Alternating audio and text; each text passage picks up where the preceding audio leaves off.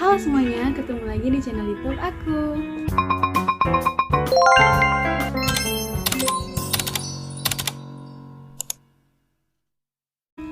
Oke, baiklah, melanjutkan pada materi sebelumnya. Materi yang akan kita bahas di video kali ini adalah tentang konsep manajemen pendidikan tinggi pada mata kuliah manajemen pendidikan.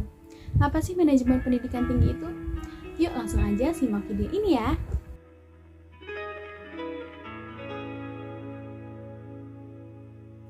Baiklah, pembahasan yang pertama yang akan kita bahas yaitu konsep dasar pendidikan tinggi dan perguruan tinggi. Istilah pendidikan tinggi dan perguruan tinggi sering sekali dipertukarkan dengan anggapan mempunyai arti yang sama, sedangkan sebenarnya mempunyai arti yang berlainan. Nah, jadi pendidikan tinggi adalah pendidikan pada jalur pendidikan sekolah pada jenjang yang lebih tinggi daripada pendidikan menengah di jalur pendidikan sekolah. Atau dengan kata lain itu seperti pendidikan tinggi itu jenjang pendidikan setelah pendidikan menengah yang mencakup program diploma, sarjana, magister, program doktor, program profesi, dan program profesi yang diselenggarakan oleh perguruan tinggi berdasarkan kebudayaan bangsa Indonesia. Sebaliknya, perguruan tinggi adalah satuan pendidikan yang menyelenggarakan pendidikan tinggi itu tersebut. Baiklah, selanjutnya yaitu konsep pendidikan tinggi. Menurut Injarit dan Joko Pranoto, pendidikan tinggi terdiri atas pendidikan akademik dan pendidikan profesional. Pendidikan akademik merupakan pendidikan yang diarahkan terutama pada penguasaan ilmu pengetahuan. Nah, sedangkan pendidikan profesional merupakan pendidikan yang diarahkan terutama pada kesiapan penerapan keahlian tertentu. Contohnya, kalau pendidikan akademik itu seperti program sarjana dan program prasarjana. Program sarjana itu seperti program magister dan program doktor. Kemudian yang pendidikan profesional itu ada program diploma 1, program diploma 2, program diploma 3, dan program diploma 4. Kemudian ada konsep perguruan tinggi. Perguruan tinggi ini menyelenggarakan pendidikan tinggi, penelitian, serta pengabdian kepada masyarakat. Nah, pendidikan tinggi ini merupakan kegiatan dalam upaya menghasilkan manusia terdidik seperti kriteria yang sudah disebutkan di atas. Nah, kalau penelitian itu merupakan kegiatan telaah taat kaidah dalam upaya menemukan kebenaran dan atau menyelesaikan masalah dalam ilmu pengetahuan, teknologi, atau kesenian. Kemudian pengabdian kepada masyarakat itu merupakan kegiatan sivitas akademika yang memanfaatkan ilmu pengetahuan dan teknologi itu untuk memajukan kesejahteraan masyarakat dan mencerdaskan bangsa. Nah, perguruan tinggi ini dapat berbentuk akademik, politeknik, sekolah tinggi, institut, dan universitas. Kalau akademi itu menyelenggarakan program pendidikan profesional pada satu cabang atau sebagian cabang ilmu pengetahuan, teknologi, atau kesenian tertentu. Kalau politeknik menyelenggarakan program pendidikan profesional pada beberapa bidang pengetahuan khusus atau perguruan tinggi yang menyelenggarakan pendidikan vokasi. Kemudian ada sekolah tinggi yang menyelenggarakan program pendidikan akademik dan atau profesional dalam lingkup satu disiplin ilmu tertentu. Kemudian ada institut menyelenggarakan program pendidikan akademik dan atau profesional dalam kelompok disiplin ilmu pengetahuan, teknologi, dan kesenian. Kemudian yang terakhir ada universitas, yaitu menyelenggarakan program pendidikan akademik dan atau profesional dalam beberapa disiplin ilmu pengetahuan, teknologi, dan atau kesenian tertentu.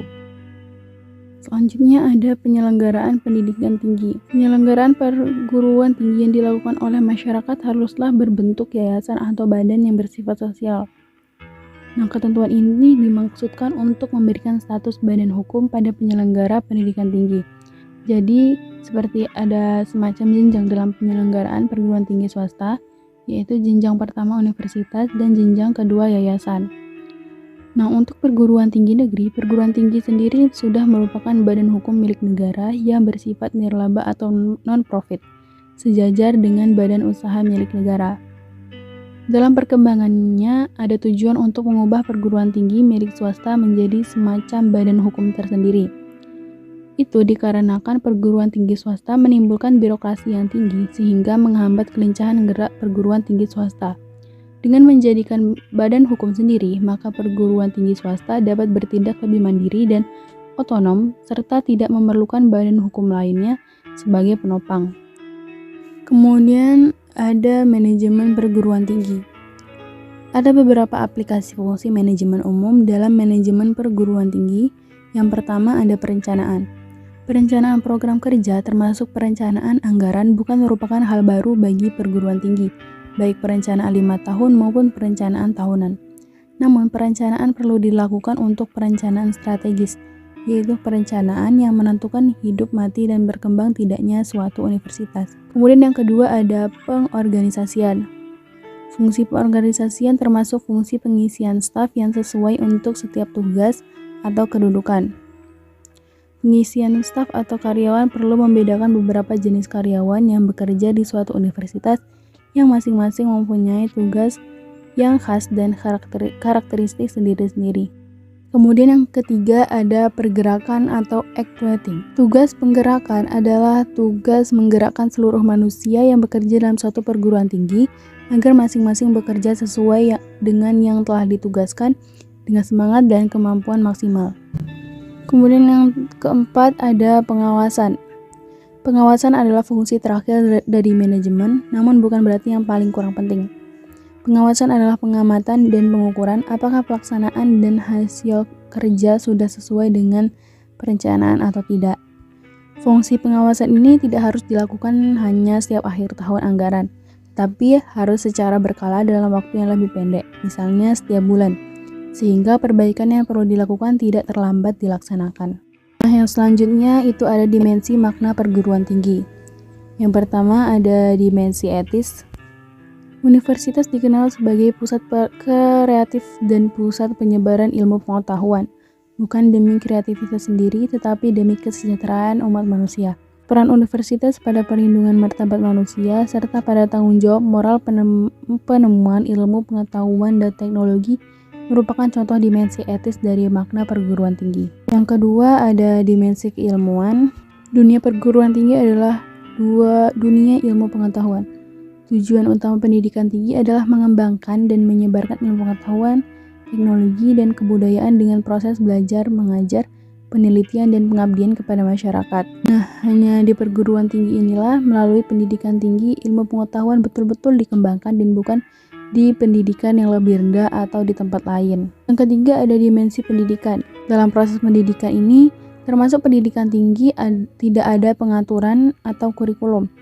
Yang ada hanyalah perjenjangan, pengaturan, perencanaan, struktur, dan sistem mengenai pembelajaran. Yang keempat ada dimensi sosial.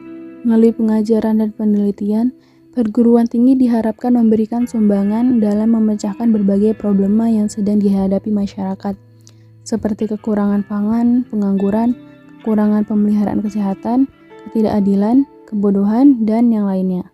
Kelima ada dimensi korporasi. Perguruan tinggi memberikan jasa kepada masyarakat berupa pendidikan tinggi dalam bentuk proses belajar, mengajar, dan penelitian. Nah, yang selanjutnya ada perguruan tinggi dan tantangan globalisasi. Nah, jadi di perguruan tinggi ini ada dampak yang perlu diantisipasi dan tantangan yang dihadapi, yaitu yang pertama, tantangan pada pengelolaan. Setiap negara harus membuka diri seluas-luasnya terhadap masuknya perguruan tinggi, dosen, peneliti, dan sebagainya tanpa hambatan dan sama sekali dalam bentuk apapun. Kemudian yang kedua ada tantangan pada proses belajar dan mengajar. Globalisasi ternyata mengubah cara belajar dan mengajar dari bertatap muka dan melalui hubungan personal antara dosen dan mahasiswa menjadi hubungan maya dan non-personal melalui internet dan video jarak jauh. Nah, yang ketiga ada tantangan pada pendidikan nilai. Globalisasi seringkali menghadirkan pengetahuan dan informasi berlebihan yang tidak dapat ditangkap oleh kebanyakan yang tidak mampu pula mencerna tantangan yang menyertainya. Sehingga hidup dalam globalisasi merupakan resiko dan mengubah identitas seseorang, tempat tinggal, dan kehidupan masa depan. Nah, itu tadi materinya. Apabila ada pembahasan yang kurang teman-teman pahamin, boleh langsung tulis pertanyaan di kolom komentar ya.